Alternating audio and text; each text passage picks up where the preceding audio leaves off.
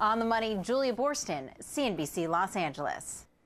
Actually, booksellers are taking a double hit this weekend. The deep discount problem that Julia just mentioned, and a set of Warner Brothers guidelines that's putting a damper on some launch parties. Rafi Mohammed and Amanda Darling are with us to talk about both situations tonight. Let's start with Rafi, who's the author of The Art of Pricing.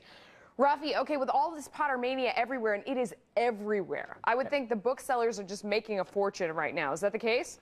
Well, it seems like this is going to be a blockbuster weekend for publishers and the author. But the odd thing, the surprise, is that booksellers, most booksellers, are actually just going to break even. Why is that? Well, because everyone wants to be into the game.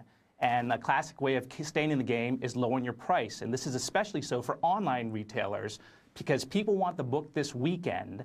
And, you know, to order online, you have to order in advance. So Amazon.com gave great discounts to get people to order early.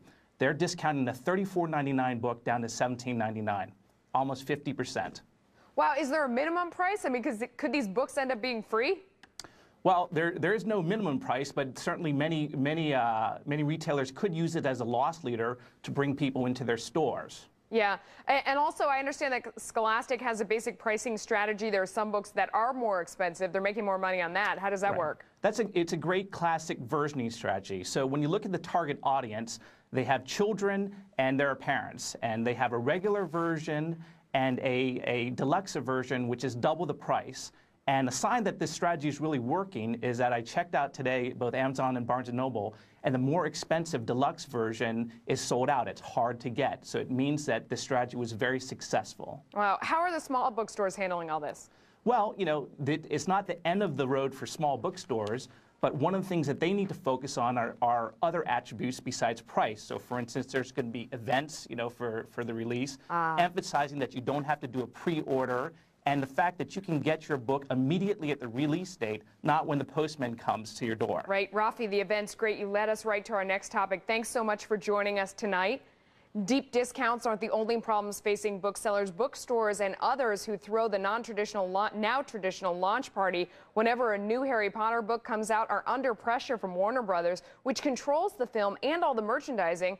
The movie giant threatening legal action against any bookstore or party organizer that infringes on Potter trademarks. It's striking such fear that one store owner we spoke with actually refused to appear on the show because she was worried her shipment of books might not show up. Amanda Darling is much braver. She's the marketing manager of Boston's Harvard Bookstore. All right, thank you for coming on our show. You're very brave. You're throwing a party tonight. Your website, thank you, Melissa. Your website promotes it. So what are the rules that you were given?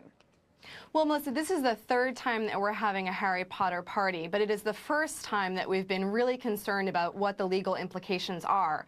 Every year we have to release the book no sooner than 12:01 a.m., but this year Warner Brothers and Scholastic issued these extra rules and regulations that bookstores around the country are having to follow. So it certainly doesn't put an end to the party, but it does add an extra level of stress. What are the rules like? I mean, I understand there are certain words you can't use. Right. Well, there are certain things I can't totally talk about it. I'm not that brave. But there are things like, you know, we can say wizards and magic, and we can talk about independent muggles. Independent bookstores are able to use that word, but we're not able to really use words like Potter or Hogwarts or more specific terms that Warner Brothers has a trademark on. This is ridiculous. I'm very confused. Your store hasn't gotten in trouble, though, but I understand you have colleagues who have actually received warnings.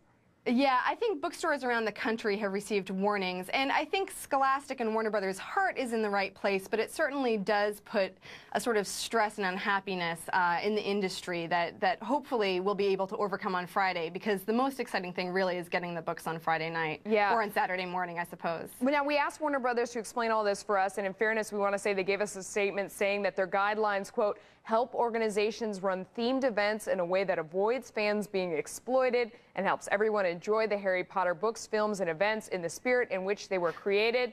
What do you think about that? Is that a little Big Brother-ish? Well, the thing that I sort of makes me think of is that I just saw the Harry Potter and the Order of the Phoenix movie this weekend, which I loved, and the character Dolores Umbridge sort of is put in by the Ministry into Hogwarts, and she sort of fills up this wall with rules and regulations, and it's just sort of amusing comparing that behavior to the sort of rules and regulations that bookstores are under this weekend. All right, Amanda, thanks so much for joining us. Good luck. Have a great party. Well, it may be the summertime, but don't tell that to toy companies who are doing everything but taking a vacation. Fast Money's Jeff Mackey's got your trade of the day.